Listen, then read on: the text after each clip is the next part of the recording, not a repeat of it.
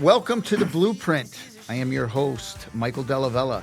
Today, we have a fantastic show for you. We are going to talk to Susan Brown, who is a unbelievable entrepreneur, and she owns Consign Home Couture in Westlake, and it is a consignment store.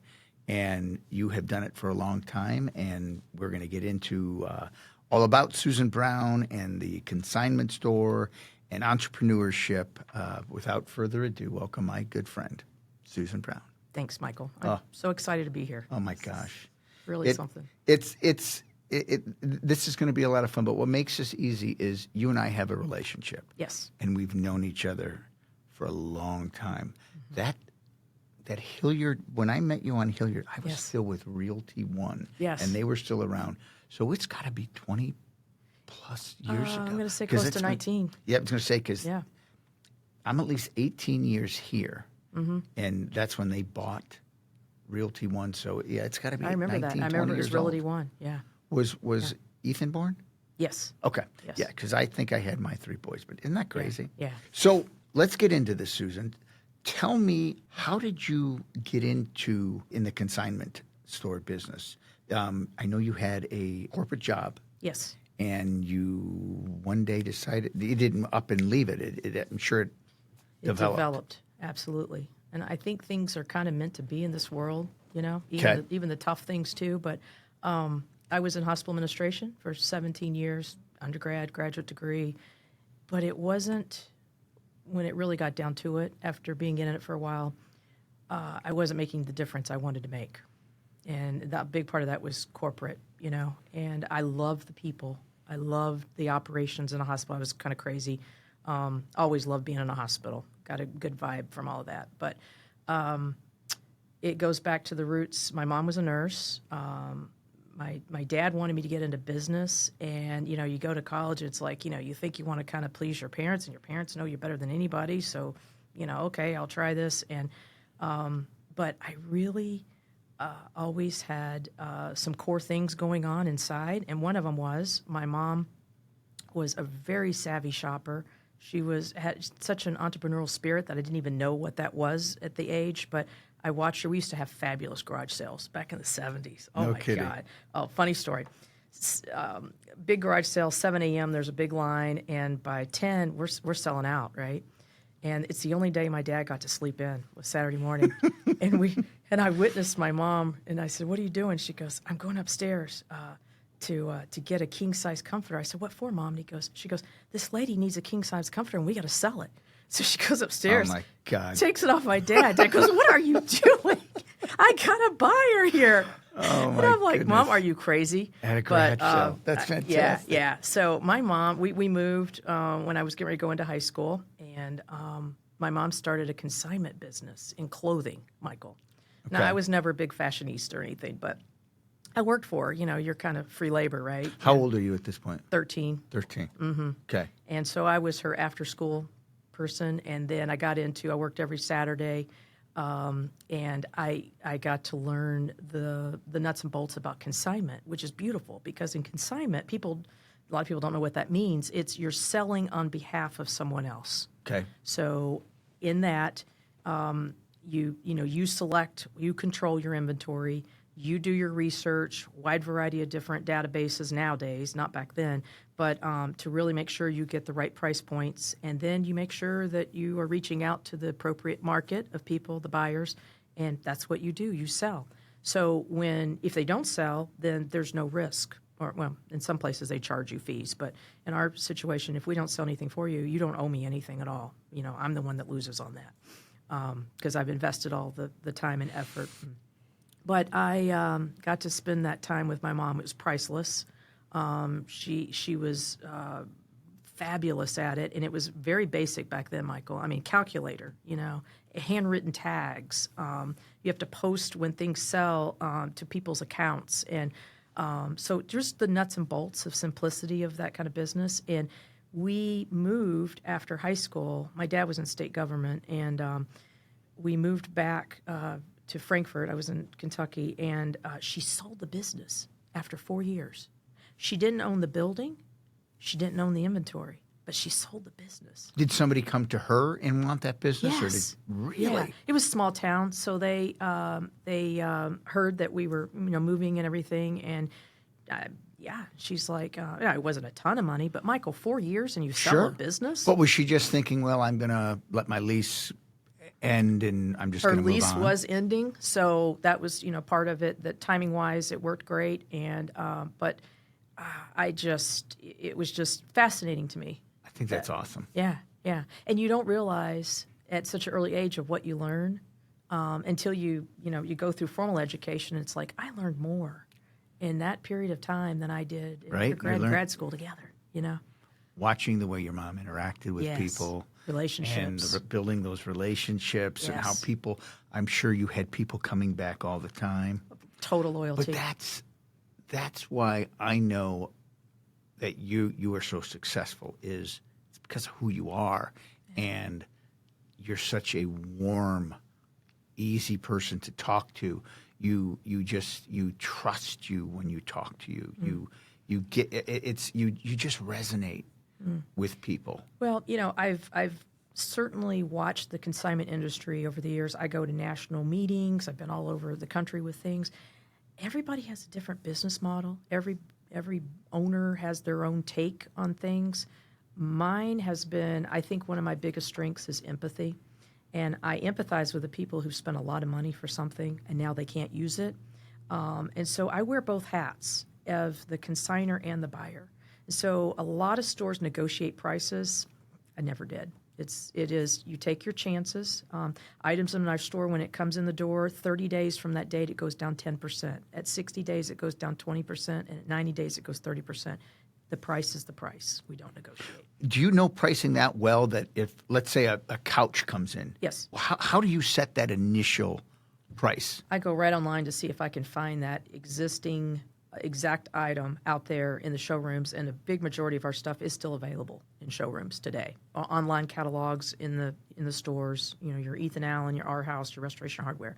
We start with that, and of course, condition, style, color, it does play into all that, size. Okay. But we start at 70% of what that asking price is right now. That's our starting price. Yeah, so 30% off. When you sell something, is it a 50-50 split between Yes. you? That's what I assume. Yes. Now, how is a consignment store different than thrift stores? Or how do you compete with a thrift store or a antique store or resale store? Facebook Marketplace. Yes. Got to be a big competitor of yours. Yes, absolutely. First of all, our real competition is the new stores. People come in, they want today's style, they want today's everything, and they want it pristine, like new condition. So we're not the place to come if you're looking to fix up something. Okay. There's great places for that, and I've got a big referral sheets at work. I love, helping people out for what we are. This is our market. This is what works, but here's other places, for that kind of stuff. But it's like new, high end for the most part. We do have some standards of quality of things. Now, today, quality is not the quality of years past, right? Sure. Even the Ethan Allens of today are not built what it was 20, 30 years ago. Most things are not built in the United States anymore, unfortunately, and hopefully some of that comes back. But we specialize in high-end, like new condition, and we really don't do much in terms of antique or much in vintage. We've really kind of narrowed our market. Back in the day, we used to do children's furniture too. There's too many places out there for that kind of stuff, so we really specialize in your cream of the crop. But was there a time when you started out that you were dabbling in everything? Absolutely. And then you just kind of figure out, this is not my market? Yes. This is where I need to be? Yes. Okay. And honestly, when our neighbor Steinmart went out of business after 100 years, that blows my mind. I know. If I was 10 years younger, Michael, I would have jumped right in that space. No kidding. I thought very long and hard about it. I really did. I could have filled it. Could you have filled it? Because I could have gone back to that kind of concept of where I started in Bay Village, where I had something for everybody, although my space was so small. But, I could have. So when we're talking about, like, starting in Bay, could you catch me up to how you got started there and the challenges that you had Yeah. And then you're deciding that, well, I'm growing, and I'm sure there were growing pains that we're talking about, and you decide, I'm gonna Right. go bigger. Yeah. So starting out, it kind of goes back to my mom. You know, I lost my mom to cancer. She was my age when she died, and I was 30. And I always wanted to do furniture and decor with her. And so I said to her, you know, when she sold that and I went on to college, she said, you know, honey, I know you love doing this, but, you know, you need a career. You know, I got it, Mom. I said, but one day I want to get to the point where I can kind of settle in on something like this, and let's do furniture and home accessories together. So I had her convinced this is what we're going to do. And Is she living around you or not around you? I was living close to her, Okay. a couple hours. Yeah. Okay. So lost her when I was 30. It was terrible. I couldn't go around a consignment store for 5 years. Honest to God, I'd pull up in the Just parking lot, I'd get nauseous, sick, cry, tear. And it was because we enjoyed that, just that whole going across the country. We're kind of crazy. You know, my dad, he spoke at conferences, and I would, you know, tag along because we're going to get in the yellow pages and we're going to look at consignment stores, you know, in the area and go and do that all day long. And it was just, I mean, so much fun. And When you're doing this with your mom and you're in these stores, is there something in the back of your mind that's, I'm going to do this? it was a dream. I didn't know if it really come true, but I do know I sold her on let's do furniture, you know, at the right time together. And I was hoping, you know, go out and have a career for a while and then let's do this together kind of thing. But obviously that was not the plan. And it took me a while to get back into, I felt guilty being there without her. It just wasn't, you know, having her as my camaraderie, you know, it was the thrill of the hunt. You know, it's Yeah. not like we needed anything, Michael. Yeah. You know, I mean, really, honestly, we all, you know, have our basics, but it was so much fun. And she liked going and finding the diamond in the rough. I wasn't, you know, I like everything. I like just walking in and everything is gorgeous, and I'm just going to walk around and just take all this in. So, you know, we were a little different in that. But so I was in hospital administration, moved here. And about 7 years into being here, loved my job, loved the people, but we were going through a downsizing. And I went to the VP and said, you know, I know how you can basically eliminate my position. I've recruited some very strong people from UH and the Cleveland Clinic, and that cuts out my benefits and that kind of stuff. And but I need a severance package. Because at that point, I had in my mind, you know, if I get out of this, hopefully I get a severance package. This is what I want to do. But had you been looking at Not at all. not spaces or No, not at all. It's just rolling around in the back of your mind. Just kind of a crazy dream. Okay. Kind of Okay. crazy dream. Go ahead. Yeah. And so that came to fruition. And I mean, immediately I took that money and said, this is my little nest egg, and I'm going to find a space. And I started looking.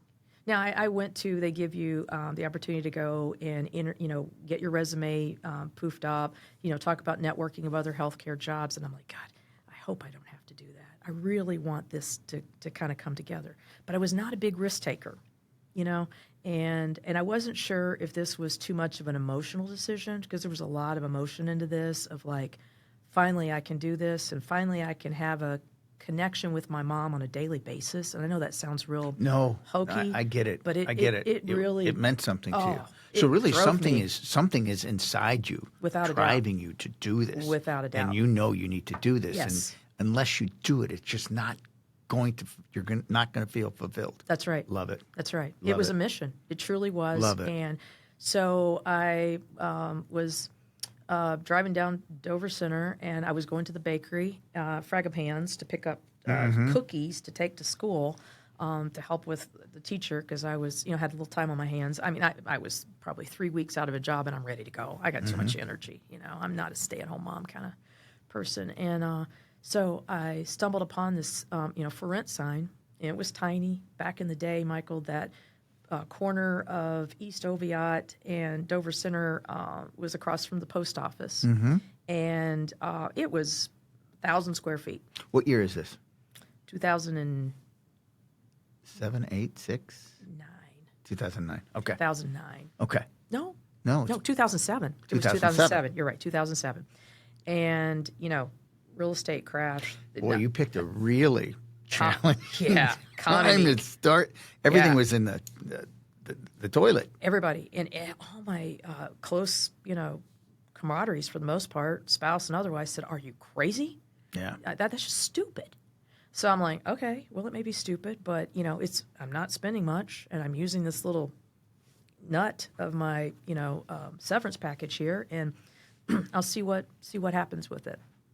Went and talked to the landlord. We had a one-page lease agreement, one page, Okay. front page, very basic. He's going to come and shovel the snow in the winter. He's 1 block away. He owns a lot of land, and so I'm like, before I sign this, I probably need to really kind of punch holes through my dream here and make sure it's not too emotional. And I did a little research, went to the library, spread all this out, and I found out, in this industry, there are some big leaders out there. And I found a guy in Dallas, Texas.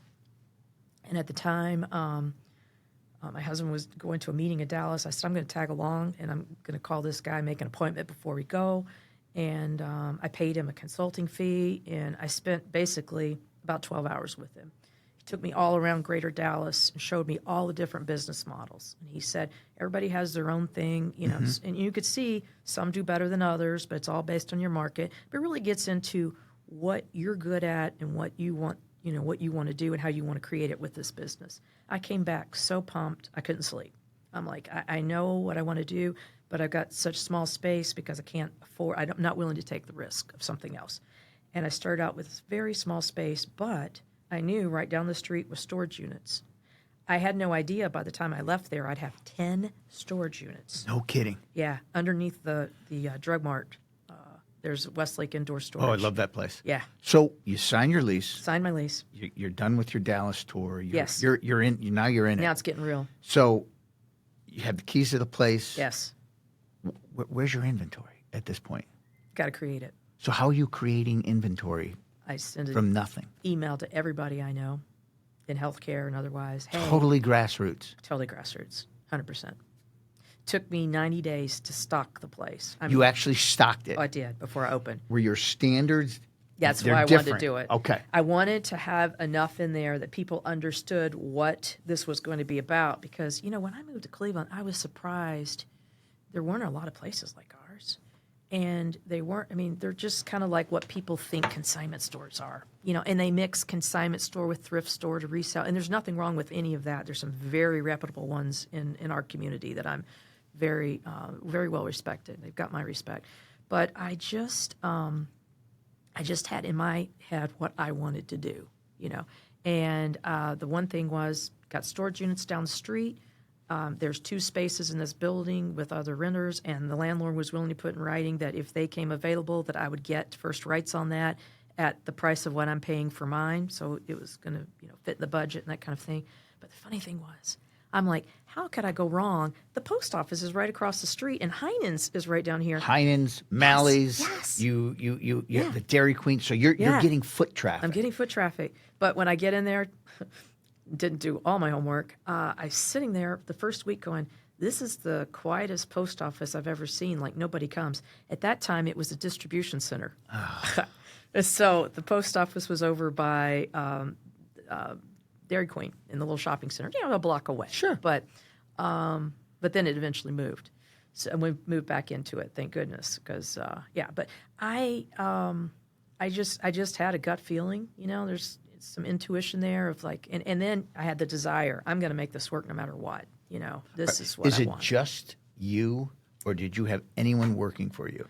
It was just me at first, but the lady who took care of Ethan growing up, I felt responsible to have some kind of job for her because, she'd been with me and we were like best friends. And she's like, I don't know anything about any of that. And I said, it's okay. Well, but she was a great savvy shopper. We had that in common together too. But we balanced each other. Yeah. So she moved to California and, that's where her kids were. Was it Miss Jerry? Miss Jerry. Yeah. She was lovely. Yeah. Absolutely lovely. Yeah. Such a lovely lady. I remember her. Yeah. Miss Jerry. She's a character. Just popped in my head. Yeah, that was her. That is her. So when you're starting out, is there self-doubt coming in? Of course. And I'm going to make this happen at all costs. Yes. How long did it take before I got this? Well, I'm going to say thank you, Bay Village residents, because they embraced me They did immediately. adore you, right? 100%. And was it just people coming through all the time, seeing what you have, buying, Yes. and then Bringing stuff? people. So you have people who come in with really high-end stuff that would never think that they want to buy anything there.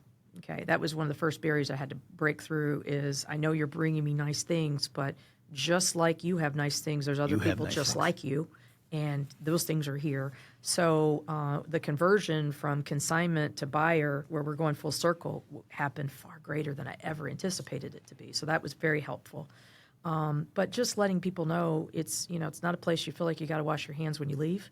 It's going to smell nice. The things are very high end, and we're going to put it in vignettes for you and show you how all this can kind of go together. So if you're somebody that doesn't have a lot of that skill set or no desire or time to do it, you can come in and say, I want all of that. The whole display. Yes. Right? Yes. Yeah, I gotcha. Yeah. So, and at first, I thought, I've got to sell furniture because furniture's that's what makes the money, right? Bigger items, bigger ticket items. Well, that was just very short-sighted because how many kitchen tables and sofas do you need from me, Michael? Pretty much one, right? Right. So then you need the artwork, the rugs, the Got to lamp. keep me coming back, right? Absolutely. So the decor became such a high-valued piece of this puzzle that I didn't know in the beginning. I thought, I'm just going to have some furniture and a little bit of decor here, but no. And then just the word, I'm just grateful that people love to, grassroots love to say, hey, have you seen that? Have you checked out that place? And then we were getting people from the east side. But I give a lot of credit to the owner of our moving company that we work with.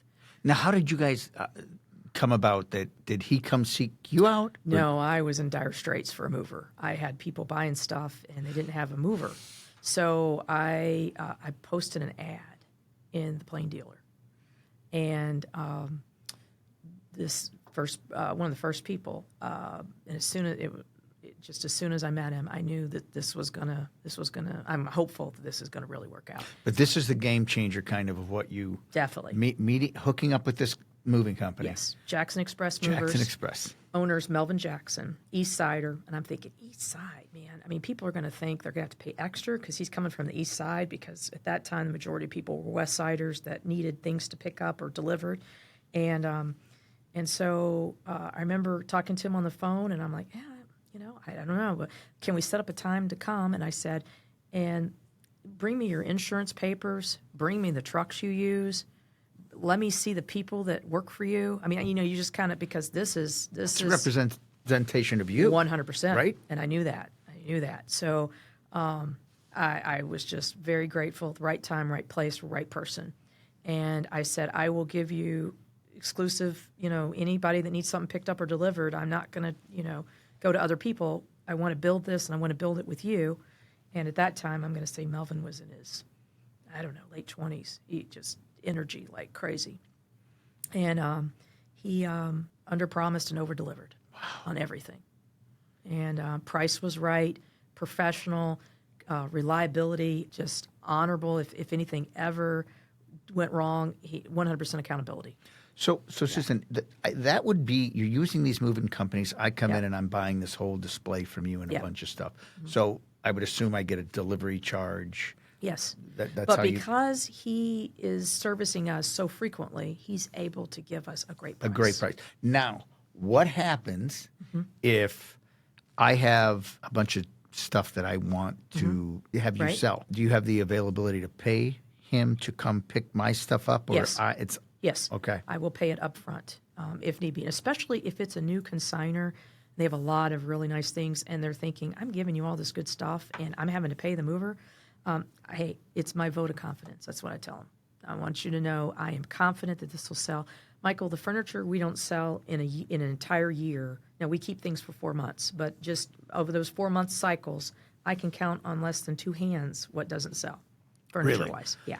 Are there things you will not take? Yes. And I know what you're going to tell me. Yes. Go ahead. Yeah. What There's won't a you lot take? of things. A lot of things won't take. Furniture-wise, quality is the first piece of it. Got it. So brand name, not everything has to be brand name. Okay. But there are things that are more challenging to sell. I'll get a call probably once a week. I just bought this sofa on Wayfair. and I just don't like it, and I want to consign it. And it's brand new. It's brand new. Well, the same reasons you don't like it is the same reasons I can't sell it. There's cardboard in it. It sits low. It's got a lifespan of maybe 24 months. The cushions crash in. Gotcha. You know, and people, if they don't understand and how things are structured, sometimes you get what you pay for. Sure. But buying furniture online, to me, just blows me away, how people could do that, unless it's a repeat. If it's something you have and you're buying another or, a duplicate, whatever, that makes sense. But just to blindly go out and order furniture online, I know we're all laughing about it because it happens. But it's a huge thing. It is. It's huge. It is. How about, I thought you were going to tell me you will not take dining room sets. Dining room sets are very difficult. 99 out of 100 I do not take. And if they're formal, I get those calls. I paid $40,000 and it's Baker furniture and it is pristine and Never been sat at never twice. been sat at. My heart sinks. And I just want to say, I'm so sorry. Yeah. I'm so sorry. And I do. I say, I'm sorry. Dining rooms are just, they're just rooms of the past. It's a shame. Yes. But, I mean, we have a dining room we use twice a year. Mm-hmm. And, nobody goes in there. As a traffic pattern. Right. But when my boys would come home from college, it was a landing spot for all their college stuff. Yeah. And literally, when they'd come home and our dining room would just be Ohio State bombarded everywhere. Yeah. And it would sit like that until September. Yes. But I know that those are going away. Trying to think of, you said you will not do antiques anymore. Was it a thing or is there just too many antique stores? There's not many antique stores. There's not many antique stores. Not really, not viable ones that, So we refer people out for antiques. Antiques were a little slower, and I'm going to be honest with you, if I don't know it, an antique, the whole antique industry, there's a lot of information. And my mom loved antiques, and she tried to teach me, Michael. I didn't want to hear it. It's a whole thing. I mean, it's a thing. I not don't. my gig. Yeah, not my gig. Yeah. So you're growing in Bay Village. Yeah. I read somewhere that you actually took your storage area and you had to expand that because you were getting so much stuff. Yeah. And then. And it happened so rapidly. So 6 months after I opened the little 1,000 square feet, the unit on the end was a travel agency. Everybody was folding, and the economy was terrible. So I went to the landlord and I said, "Well, I know I got to go out one door. Customers got to go down to the end door, but I'll take it." Okay. And then 6 months later, the middle piece came open, and so as promised in writing, had that whole area. He was willing to open up the walls of both, and cinder block. I had to close for 3 days. I thought I was going to die. 3 days. How many square feet was it? At when that you had point, everything? it was maybe 3,000 square feet. It was nothing. And what year? Do you remember what year this is? This is 2009. And you're packed, okay? Totally packed. Is it coming in, going out? Great. Yes, absolutely. I would walk in, Michael, and open the door, unlock the door, and I felt it on my chest. I didn't have high ceilings or artwork. You couldn't display it well. Things are going out, so it was crazy. Does that make a difference that if you're coming in, you're seeing just tons of stuff, as opposed to? I would imagine. So it would make some a people huge difference. love that. They love coming in and just start digging. Other people don't have the patience for it. I mean, there's people who literally don't really want to bend down to look at something. Everything at eye level, and. But from a display standpoint, aesthetics, and especially that I try to keep, we really try to keep things organized as best as we can to make sense out of things. It was very stressful. It was time. At this point, you have 3,000 square feet in Bay. Yes. Are you still 10 storage units down the street? Yes. Full? Yes. Are you just like keeping a running total if someone's coming in looking for something that I've got that? And here's a photo of it, and I can get it to you. Yes, it'll be coming. It'll be arriving soon. It's like 2 blocks down the street. Did it get to the point where you couldn't put stuff in Yes. the showroom, had to go into storage and wait to come out? Yes. Wow. Yeah, it was crazy. But then I started out with the units just being for overflow. If you had a dining room table with 6 or 8 chairs back then, I could sell them. The 7 chairs or 6 of them went to storage. I'd have a captain's, and armless, and you could see it. Bed pieces and parts, they went to storage. just things that duplicates. I'd put a little sign to say, "There's more of me." Gotcha, kind of gotcha. thing. So really, just tried to streamline it. So 2009. Then why do you decide you're doing well? Your business. You're a fixture in Bay Village community now. Yeah. And everybody knows where you're at. Yep. Why do you decide? Let me take it up a notch. Well, it wasn't going to work anymore. I had no space. Unless I was going to build up. And I talked about buying the building, but there was no place to really expand. I did work with an architect. It would take some of the parking away, and but I was waiting for something to come available in Bay, because that's where the roots were. I did never live. Everybody thought I lived in Bay Village. I never did. Loved it, but I just had to wait and find the right space, and that's when. Space was up by Steinmart. It was Distinctive Home Decor was the name of it. It was interior design furniture store. Lady had moved to California, and it sat vacant. And I'm like, oh, this is just a lot. How many square feet was that? 7,500. Ooh. Yeah, big jump. But almost I don't know, not quite half is warehouse space in the back. Okay. So I didn't have to commit to that right now. But with that became a triple net lease. And with that came a 32-page lease agreement. And you're in a shopping center. Now you're in big time. Yeah, this is like, kind of the Crocker Park kind of thing. You better make sure because you're signing on the dotted line. And that created a lot of stress for me. At that point I was, a single mom with Ethan, and I knew this is what I wanted to do, and I wanted to continue doing it, but was that really the right move? And so I sat on it for a while. I'm talking a year, Michael. That space was available. They weren't budging on it, even though times were difficult, in the commercial business. I understand. I appreciate it. It's like me. Why would I negotiate prices? Because you're just going to cut your own throat at that point. So at that point, I had been dating a guy who had a great respect for, had his own business. It was more of a healthcare business, but single business owner, solo, hard worker, more of a risk taker. And he said, "You can't afford not to do it." And I'm like, "Oh, I don't know about that." It's kind of like the mindset of a female versus a male. Men are typically more risk takers. And I was like, he goes, "What are you worried about?" Well, I gave him the whole list of, this and that, and how am I going to take care of this? And, and he's like, "Well, I'll help you with the maintenance stuff, basic things. And, chandeliers, I'll help you hang, heavy, okay. But yeah, it took me a while, and the patience of the commercial realtor. And he said, "Look, just give them an offer, make it happen. We'll put it in writing, and, worst thing to do, they can walk away from it." Mm-hmm. So put some thought into kind of strategy of, what to ask for, that kind of thing, of what I knew at that point, and they took it. That's fantastic. Yeah. Now, what year is this that you moved over there? Moved over there in 2014. 7 years. In Bay. And then, now are you growing and you're getting through all these pains? Yes. So staff-wise, I had to really amp it up. Lost staff. It's a very, people come in the store and go, "Oh my God, I would love to work here. Would love to work here." Really? Yeah. People who love to decorate. Well, Sure. There's the I love to decorate, and there's the I got a can-do attitude. I'll get on that ladder and I'll do that. I'll push that. I'll have sliders. You got that 50-pound wool rug, 9x12? Yeah, let me get the other side of it. So it became a big business very quickly, very challenging, and at that point, it's kind of you signed up. It's full throttle, all hands on deck, and but the staff expanded to 8, got 8 employees, and and then you get into I would think of all my strengths, probably human resources I was good at human resources kind of stuff. You treat people like you expect to be treated. You don't ask them to do things that you're not doing. You set the tone.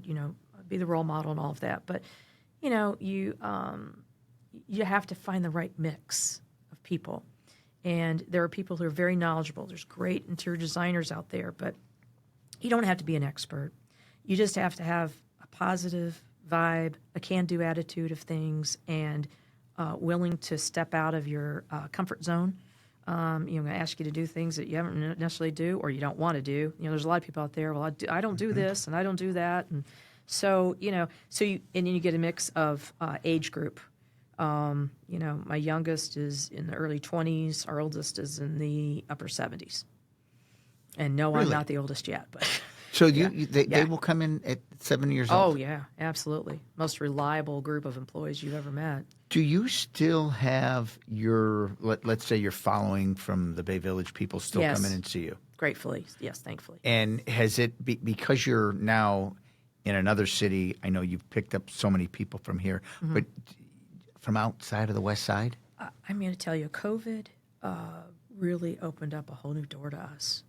I was terrified at first. Shut down. Just thought my dreams are just crashed here. When am I going to go back in healthcare? I guess. And I knew we needed to do an online store, but it takes time to do that. I'm not an IT person. I don't like being behind a computer. But I was forced to be at home with I literally took my server at home and said, okay, I got to figure this out. We were grateful enough to have the opportunity with the software people that we used that we could integrate it into our workflow, and that's very important because your workflow, when you're high volume like we are, thousands of pieces coming in, it's got to be something that cooperates with how we do business. And we had to change some of that, how we do it, but it worked with it, and it was beautiful. For 2 months that we were closed, it took 6 weeks of that, of working 7 days a week, of putting things into this, creating the system, putting photos, descriptions, and building the inventory. And when we opened up, I thought, wow, we have 250 items on our online store. This is fabulous. 100 categories, 250 items. Wow. Today we have 3,000 items. Do you really? Yeah. So is the online store been very successful as like hand in hand, or do you think the online does more than coming in person? I would have thought that the online store would be a big revenue booster of buying it online and shipping it out and that kind of thing. It is the biggest traffic inducer you've ever seen. It really increases your traffic into your store like unbelievable. Like turning on a switch.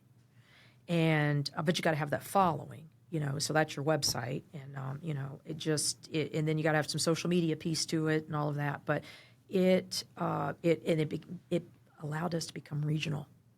We had people, during COVID, people were fixing up their homes, right? All that. We had people coming from Detroit, Pittsburgh, Columbus. We were pulling people from a 2.5, 3 hour radius, which just was, I'm sure part of that was people were bored and they needed new stuff and all of that. But it really put us on the map. Do you have a lot of competition in this area? Besides, I know the new there's like a new furniture store on seems like every corner. Yeah. But consignment shops. Consignment shops are never competition for each other because we never have the same inventory. Gotcha. So I'm sending people every day. A mile west of us is Chelsea's Consignment. They've been the oldest, very, very reputable. I send people to the east side. I've got all the numbers memorized. I do a lot of referrals. Probably not quite half of the people who come in on a daily basis wanting to bring stuff. It's like, it's not for our market, but here's where I would suggest you go, that kind of thing. So, but it's really not consignment stores that are our competition. It's more the retail stores, and it's the retail stores that are at a price reduction. The Our House Loft. Mm-hmm. That's definitely a competitor. And when Steinmart closed, I'm sending a list to the owners of the shopping center to say, hey, here's a list of places I think would be our great neighbor. I thought Our House Loft would be a great neighbor. It would hurt us in some way because we're going to be going head to head on certain things, but they're only carrying Our House, right? And people who like Our House, they love Restoration Hardware too, right? And on and on. I've noticed in the industry across the country that consignment stores that do the best are next to other ones. Really? Because if you love consignment shopping, you want to go to the places that have others nearby. Gotcha. So would have loved to fill the place with some high-end and jewelry, consignment. But you do all that though now, don't you? We do jewelry and handbags. We do. Okay. That's the only thing outside of home that we do is jewelry and handbags. And what made that light bulb go off? back in Bay Village, just, something, people are like, oh, I got this designer handbag. Do you do clothing? No, not doing clothing, but yeah, we'll take handbags. Sure. And did that move pretty quickly? Handbags go great. I would imagine. And jewelry. Yeah. Nice jewelry, high-end jewelry. We had to cut off all the costume and really just focus on, nice stuff. So. Did I read somewhere that you started selling brand new stuff too? Like yes. One Yes. line or? No, multiple. So when COVID hit and, the housing market just really changed quickly, that's where the biggest majority of my consigners were coming from, was they're moving. And what works in one house doesn't necessarily work in the next. I was grateful enough that I had a following of people that had multiple homes, and they would say, we're going to Florida full time now, take everything in the house. So I have a whole house to sell. Yes. Are you going to come look at my stuff? Are you sending someone out to look at my stuff? Am I sending you pictures? Beautiful thing is, you give me your address, I pull up your real estate listing. I go room to room with you. Gotcha. But I'm selling. Yeah. I'll take this. I'll take that. Yes. And I work with them. The more they give me, the more I respect the situation. I'm not going to try to cherry pick too much, but I have to be honest. If there's something I can't sell, I can't sell it. But I'll give them another place, another option. There are people that will call me and say, I'm getting ready to do, I think I'm going to do an estate sale. And I'm like, well, let me see your stuff, because it really depends on what you have as to whether that makes sense to you or not. Or I'm going to put this on Facebook Marketplace. Let me see your stuff. There are certain things that are totally appropriate for Marketplace, and there's things that, they're not getting their full potential. Gotcha. And that's probably one of the biggest challenges I have is with Facebook Marketplace. People think, well, why would I split it 50-50 with somebody? And, when I can just do this on my own, well, when you start trying to put things on Facebook Marketplace, because I've done stuff that, Ethan's sports things and whatever, clothing things that it's just a different world. In some ways, it's a garage sale online. They want to pay you nothing.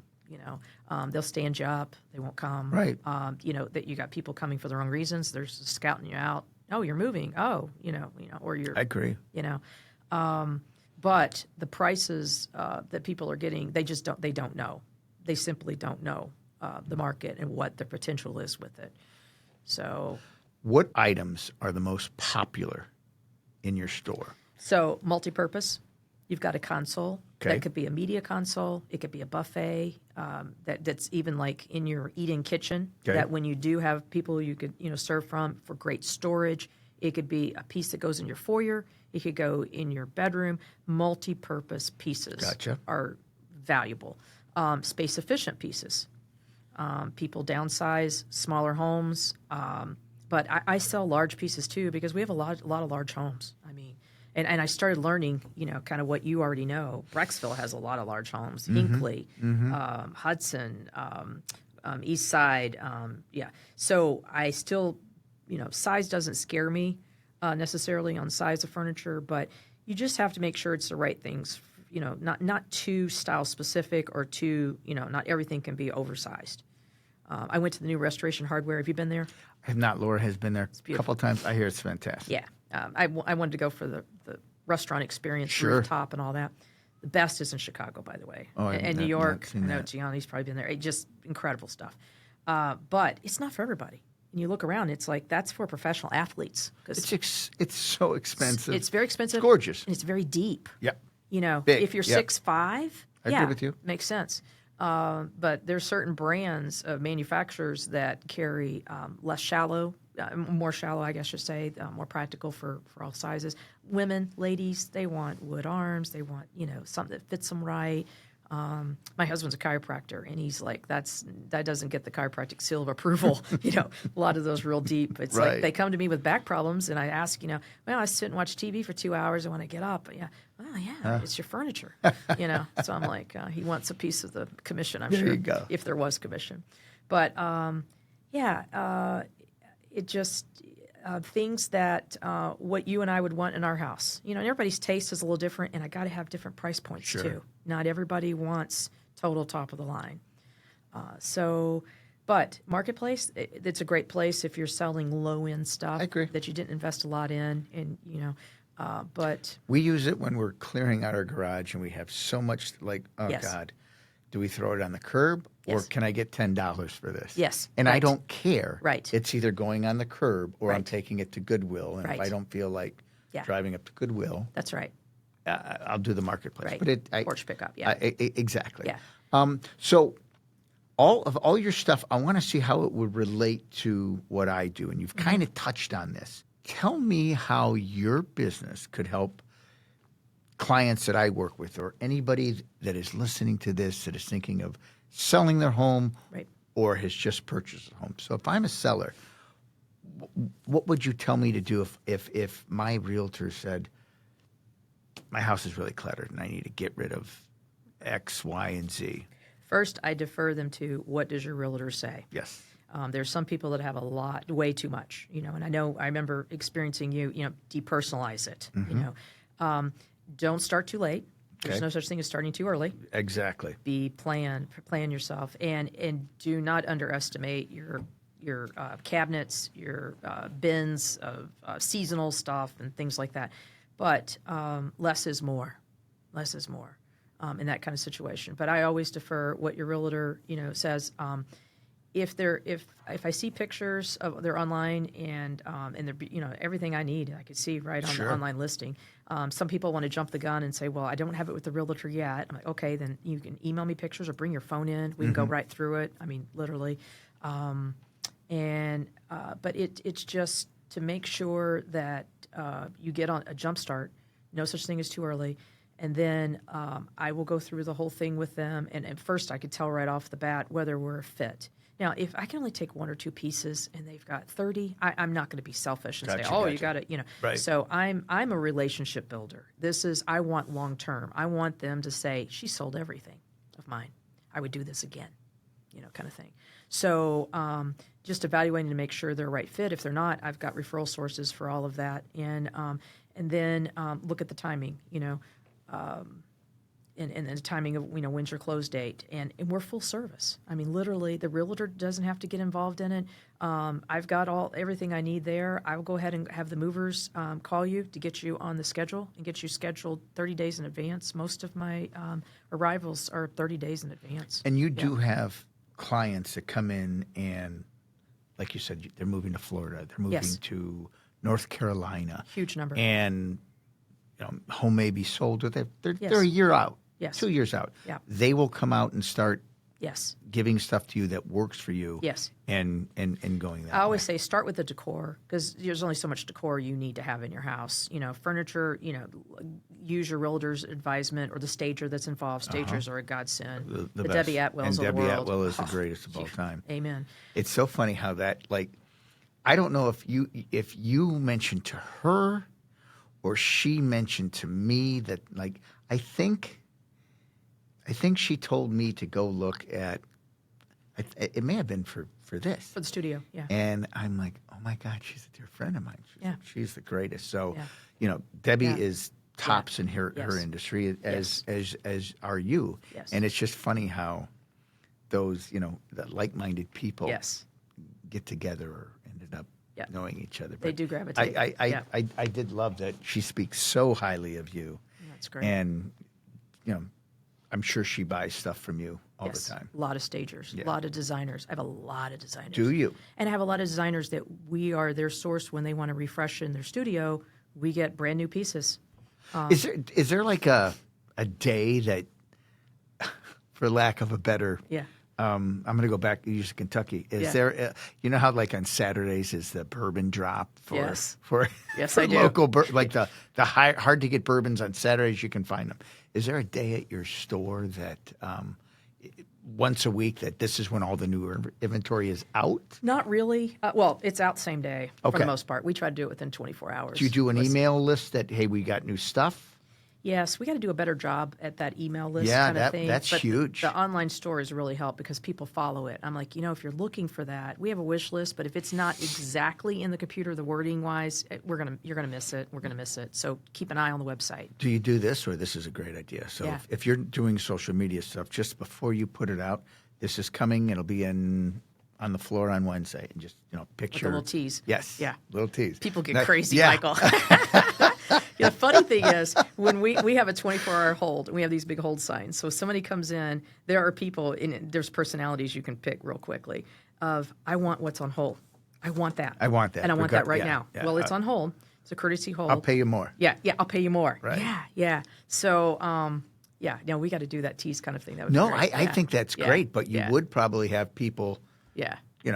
I want it now. That's what I'm looking for. Yes. But that's just, I mean, I'm, people that are following you and looking for stuff. And then, we talked about sellers. Yes. What, do you have a clientele of young buyers that just purchased a home and, people that are these young couples that are spending money on these big homes that they're purchasing? Most of them don't have anything. I know. Nothing. And the people that bring them in are their in-laws or their parents, the Okay. mom or the mother-in-law. I wish, and they're big followers of repurposing, and sustainability, and they're big believers in what I represent. But there's kind of a disconnect, and I don't know if it's they don't know what consignment is, or they're just looking strictly at repurposing kinds of places. But I could save them so much money. And, yeah. I'm telling you, that market is the Instagram, the Facebook, Yes. probably not much Facebook, TikTok, Yes. Instagram. That's your market. That Our Instagram volume has grown leaps and bounds, far greater than our Facebook. We had to start our Facebook follows over because we got hacked. It was a terrible story, but it takes time to rebuild it. But Instagram, you're absolutely right, and I never didn't believe in social media, but didn't understand all of it. But I know now that it's critical to your business. Critical. Yeah. Are there any new trends that you see in home decor, or some things that are coming, or things that are completely out that you'd talk about? We try not to get too style specific. Like, I'm just going to throw out Serena and Lily. They have some very specific patterns of fabric and things. I'll take that because it's very stylish. But the run-of-the-mill people, and I'll say this because I did it myself in my 20s. I went to the Furniture Mart in North Carolina, and I bought, back then, teal. Remember the teal colored furniture? Bought the leather Natuzzi sofa and chair and all that. It's out of style in like three years. It was terrible.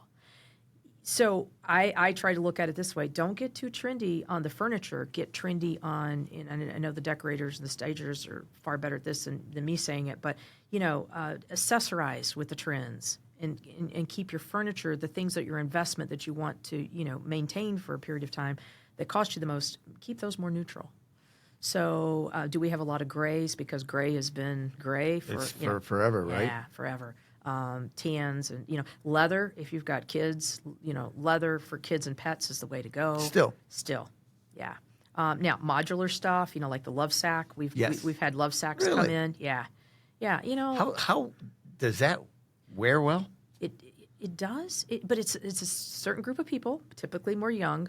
They're very modular, and you can completely transform them into every shape and size. You can make it just a big pit. So it's kind of, I looked at it, this is like it snaps together. What, kind of IKEA-ish like, but no, the quality is not IKEA. It's good quality, but it transforms with you. So a lot of people who buy sectionals, they get tired of sectionals. This thing could be a sofa, it could be a sectional, it could be a big pit. So, but that's a very specific market. Not everybody's going to walk in Lovesac at Crocker Park and buy, a $15,000 cube set. But it's washable. The fabric comes off, I know, because we had to take one. We actually ended up having to get a new cover for one and got it just like that. And, Oh, that's a huge benefit. Yeah, for sure. What would you say, would you tell people is the biggest benefit of buying through a consignment store? Wow, the biggest benefit. I think there's just... Or talk about several benefits. Yeah. If it's not... Well, one, you're saving money. Okay. You're getting more bang for your buck, without a doubt. You're able to experience it firsthand in the showroom. And I'm not against Amazon or Wayfair or whatever, but we're losing those choices when people are going strictly to, curbside delivery kind of stuff like that. And when it comes to furniture, I just think that's an area, and maybe call me old school, but you don't know how it sits until you sit. And then people go, well, I'll just send it back. Well, there's a lot of hassles with that. There's expense. I have people call me and say, I am so pissed off that I'm going to have to be charged a 30% restocking fee on this. That I'd rather consign it with you. I'm a principal person. Really? Yeah. That's insane. Yeah. You'll have, I remember last time I was in your store, art. Everything. I think I even saw fixtures. Yes. Like wall decor. Chandeliers. Yes. Does that move too? Yes. Yeah. As long as they're not too common. The everyday stuff, people can get anywhere. We really try to specialize in the higher end. We're fortunate being in Cleveland that, you've got higher end chandelier makers, Hinckley, and we get nice things. Nice things. Yeah. But not brass. Not brass. And I'm saying, I know brass is back in terms of a different tone, but not your, I do get the regular emails of, this is from 1980. My house was built in the 80s. My house was built in the 90s. Yeah. It's all based on style. So the jewel tones are not happening. Is there any particular brand or like a furniture trend? And I'd have to rack my brain here to think of some that may come into your store and you're like, no, we don't. That's a Facebook marketplace thing, or put it on the curb. Well, your IKEA stuff. Okay. And the great thing about IKEA is it's very narrow. They have a lot of, space. But you will have people trying to bring that to you, and that's just not something. If it's something that's going to have a short lifespan, I don't want it dying on my clock. Yeah. So some of the Ashley, not so much. A lot of the highly veneered, it looks good. It looks great until the wood finish comes right off, or the leather that's supposedly leather peels right off. But for the most part, it does. It comes back to style and quality and price points. As you know, I ask everybody, what is your blueprint for your success? Michael, you always ask this because I listen to this on your podcast always with people. ask. And it's the piece I can relate to because it's not industry specific. It's business principles and that kind of thing. One is follow what your passion is. Don't follow the money because you're not going to be happy. Money, long run, it might buy you some opportunities to find your happiness. That's a hard thing for people to get their head around I know. until you get older. I know. I know. I try to instill this. My son's kind of an old soul, but I try to instill these things at a young age of people to understand money. It'll buy you temporary happiness. It will buy you opportunity to find your happiness too. But don't get caught up in the material stuff and the shallow things. Because be true to your core and make sure that it's something that fits in, and you have the passion for it. And I had a terrible situation of losing my mom at such an early age, but that's my desire to want to have that connection was the first thing. And then my interest in always wanting to find, right quality without sacrificing, quality, but getting the right price. I was obsessed with it. Loved those kinds of things. And I just, it's about finding things that that drive you, that when you're exhausted and you go home at night, the next morning you're ready to go again. That's when it's incorporated in your life. Work doesn't really seem like work because it's part of your life. And I'm not saying being a workaholic, because that's another issue, is people spread themselves too thinly and don't. You love something, pace yourself with it, and have work-life balance, because that's a real deal. That was kind of the buzzword thing, but if you're drained, you're not going to be good for other people. And so that's an important piece of it. And surround yourself with the right people. And not everybody that thinks like you. In fact, I've learned so much more by being around people that aren't like me and have differences and different viewpoints and perspectives. But when it comes to making decisions, you need to be true to yourself of what feels right to you. And especially when it comes to business. And that's treating people the way you expect to be treated. Kind of the golden rule back in the day when we were little and went through Veggie Tales, or when our kids were, it's like, yeah, this is good stuff. Be kind, and do things the way, you know, I mean, am I perfect? No. Have I made some mistakes? Absolutely, but learn from them. And that's the big part is don't be afraid of making mistakes, but reevaluate. You know, I won't do that again, or I learned this from that. Are you in this store every day? Yes. The reason why you're a success and your store is a success, and I think I've told you this, because of you. Yeah. People go there for the experience. They leave with a wonderful experience, whether they just talked to you and bought nothing. But I think you leave them with like, I really liked her. You're people identify with you, and they just do, and they recommend you. But that's because who you are. You're a success from obviously all the stuff that you were taught and you picked up on. Yeah. I think too, though, Michael, you got to have a good crew. You got to have a good staff. Oh, absolutely. Because they represent everything. You. And, you know, and it's getting that right, you know, culture. You got to build your own culture. And you've done that. Yeah.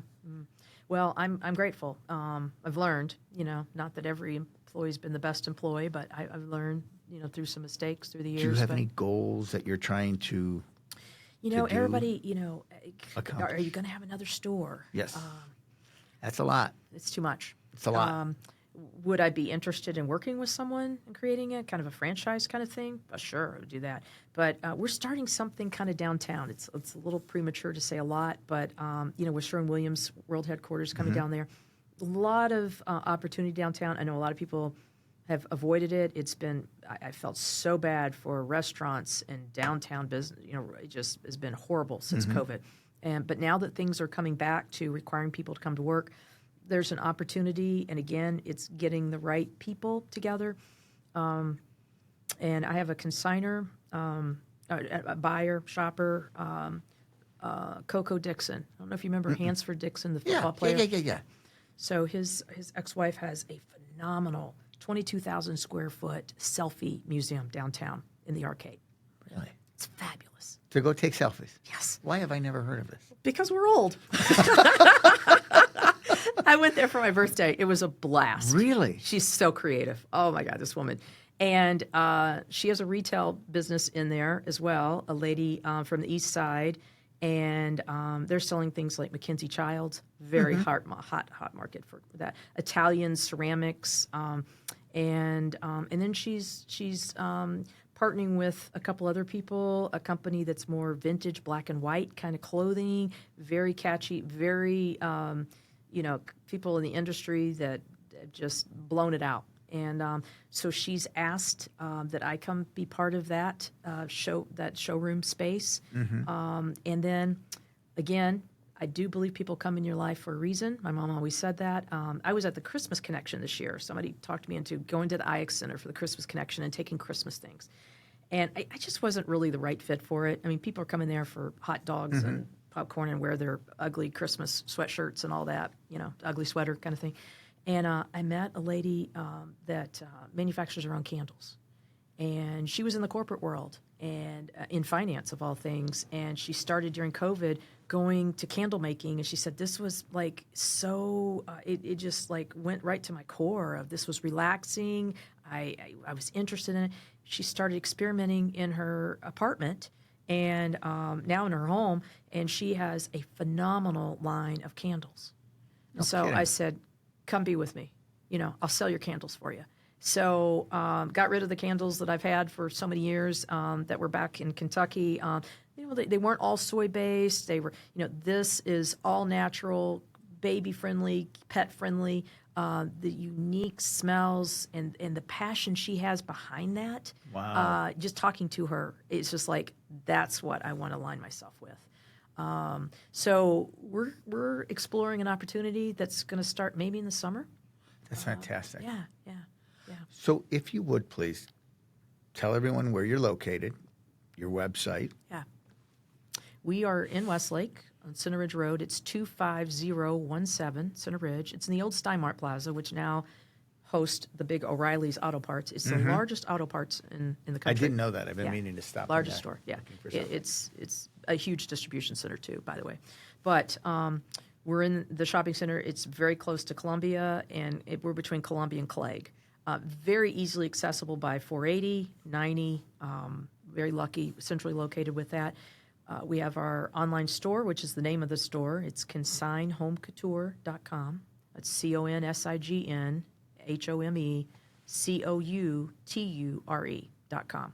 When I came up with that name, Michael, I never thought how difficult that would be. But I think I told you that I always just thought it was home couture. Yes. Yeah. I did not know it was Well, I consign. wanted to consign for people to understand what it is. But got nobody ever calls it consign. They call it design home couture. Ah. And the bank, they cash all the checks. They go, it's really Regardless. the legal tender line that's most important. But So let me ask you a question. Yeah. You brought this up earlier with your mom. Yeah. Someday somebody comes up to you and says, Susan, we want your store. We want your business. Yeah. I would love for it to be a family kind of thing for someone. Gotcha. So you would be open to selling it someday? I think so. I do. I will tell you, my stepdaughter just joined me. And That's awesome. Yeah. She's got a finance background. And my manager that works for me, Maddie, is phenomenal, but doesn't really want to do it on her own. But I don't know. Yeah, but somebody needs to take this and make it to the next level. And I still think you'll get there and make it at the next level. Yeah, I'm excited. I really, with all the changes that have happened. I mean, I think COVID was a big wide eye opener of things do change. They change, and you have to change with them. I'm still very enthusiastic, but you get to an age and a few health problems here and there, and it's like, physically, if I can really do that, but. Yeah. Do you have one piece of advice for somebody that is like you? That's come talk to me. Come talk to you. Yeah. That's good. I there's a sweet girl at Bowling Green. She's getting her degree in entrepreneurship, and she was doing her thesis, and she said, "I grew up in your store, coming with my mom." And oh my gosh, Michael! Oh my goodness! My heart, it was just like. So she still stays in touch with me. She's still in school. But I love helping people. The artists that come in. I've got Cleveland artists that, since COVID, they got out of their their galleries. And they'll put stuff in your store? Yes. I love helping those people. Love, in Cleveland, anything Cleveland artifact is just. I love that. Yeah. Well, So I'm going to come in, that. but I want you to know now, you think you know what I'm looking for. I'm looking for two cool killer barrel type. It doesn't even have to be leather, but something that I can different than exactly. No, I got you. Yeah. People are in their element. Yeah. Have a nice, great, calm conversation. Yes. Without a doubt, I'll find it, and without a doubt, it's really not going to cost you much at all. Yeah. So I want to thank you. Yeah. This has been as wonderful as I thought it was going to be. You are so wonderful to talk to you. I'm glad we got to catch up. I thought I knew you well. Yeah. I know you really well now. Yeah. More things, putting in the blank spots. I think it's awesome, and I love what you're doing. Admire you. You're a success because of who you are, and well, Michael, that speaks volumes because honest to God, you building your MDV team. When you said I'm bringing my wife on, I'm like, oh, that's spot on. Yeah. Laura is just a class act. Oh God, she makes class it go. Act. Yeah. And your whole group, Tracy. I don't know any of them real personally, but your reputation, your. It's all you have, right? Oh. Is you. Yes. You want to make sure you do right by people. Without a doubt. So I try. Yeah. But thank you. Appreciate it. This was awesome. It was fun. Thanks for listening. I hope you enjoyed this conversation. Make sure to follow us on social media at MDV The Blueprint on Instagram, TikTok, and YouTube. We post a ton of great content. And please don't forget to subscribe to our podcast channel so you never miss out on an episode. Thanks again, and see you next time.